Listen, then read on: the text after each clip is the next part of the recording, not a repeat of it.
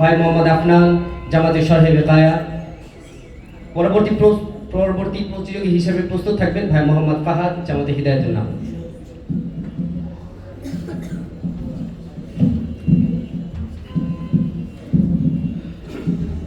السلام عليكم ورحمة الله وبركاته. إن الحمد لله والصلاة والسلام على رسول الله. أما بعد فأعوذ بالله من الشيطان الرجيم. بسم الله الرحمن الرحيم. واعتصموا بحبل الله جميعا ولا تفرقوا. صدق الله العظيم. وقال رسول الله صلى الله عليه وسلم: الظلم ظلمات يوم القيامة، أو كما قال رسول الله صلى الله عليه وسلم. আলামান ছাত্র কাফেলা কর্তৃক আয়োজিত বাৎসরিক প্রতিযোগিতা অনুষ্ঠানের সম্মানিত সভাপতি, বিজ্ঞ বিচারক মণ্ডলী, সুদক্ষ পরিচালক এবং আমার সামনে উপস্থিত বাংলার দূর দূরান্ত অঞ্চল থেকে আদত ইলম পিপাসু ছাত্র ভাইরা, সকলকে আমার অন্তঃস্থল থেকে মোবারকবাদ।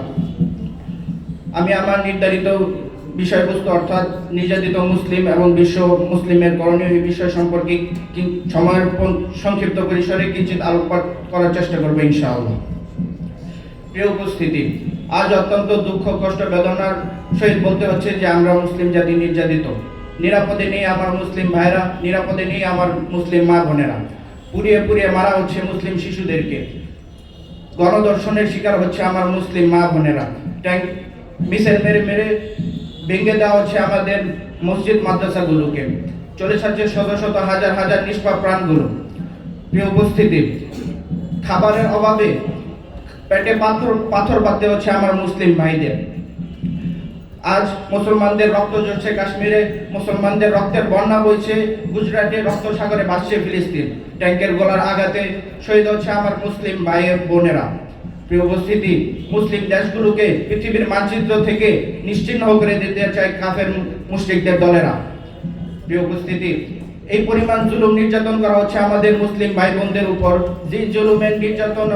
যে জুলুমের ভয়াবহতা বর্ণনা করতে গিয়ে শরীরের প্রতিটি লোম শিউরে ওঠে, বাক শক্তি স্তব্ধ হয়ে আসে। প্রিয় উপস্থিতি, 50 বছর পূর্ব হতে শুরু হয় এই জুলুম নির্যাতনে আজ পর্যন্ত লক্ষাধিকেরও বেশি মুসলমান শহীদ হয়েছে। অসংখ্য মুসলিম নারী পুরুষ হাসপাতালে আহত অবস্থায় চিকিৎসার অভাবে দুকে দুকে মৃত্যুর কোলে ঢলে পড়ছে। প্রিয় উপস্থিতি, 2003 সাল 28 মে আমাদের এই ভাই আবু ওসমান নামে তার 21 বছরের বোনকে গণধর্ষণ করা হয়, অতঃপর তার পরিবারের 7 জন সদস্যকে জ্বালিয়ে পুড়িয়ে মারা হয়। প্রিয় উপস্থিতি, এমনি ভাবে আমরা দেখতে পাই যে মা কাউসার বানুর তিনি গর্ভবতী ছিলেন, তার গর্ভের 9 মাসের শিশুকে তার পেট কেটে বের করে জ্বলন্ত আগুনে নিক্ষেপ করা হয়। অবশেষে তার মাকেও জ্বলন্ত আগুনে নিক্ষেপ করে মেরে ফেলা হয়। এগুলি কোনো মানুষের কাণ্ড হতে পারে? প্রিয় উপস্থিতি, আজ যদি রাস্তায় একটি কুকুর বিড়ালও আহত অবস্থায় দেখা যায় তাহলে তাকেও সাহায্য করা হয়, কিন্তু বাইরের মানুষরা আমাদেরকে এমন মনে করে যে আমরা কুকুর বিড়াল থেকেও নিকৃষ্ট।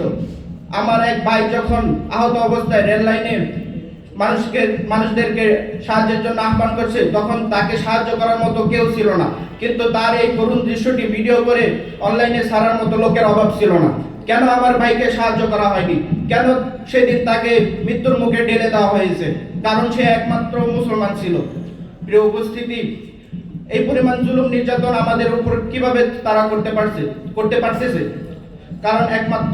এর কারণ একমাত্র হচ্ছে যে আমরা আল্লাহ তাআলার এই আয়াত ওয়াতাসিমু বিহাবলিল্লাহি জামিআ ওয়া লা তাফাররাকু, এই আয়াতটি শুধু তেলাওয়াত করেই যাচ্ছি, কিন্তু এর আয়াতের যে মর্ম, আল্লাহ তাআলা যে আয়াতটি আমাদেরকে বলেছেন, এই আয়াতের উপর আমরা আমল করতে পারছি না।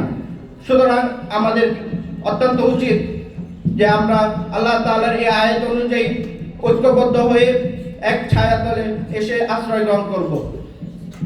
ওয়া মা তৌফিক ইল্লা বিল্লাহ। আসসালামু আলাইকুম ওয়া রাহমাতুল্লাহি ওয়া বারাকাতুহু।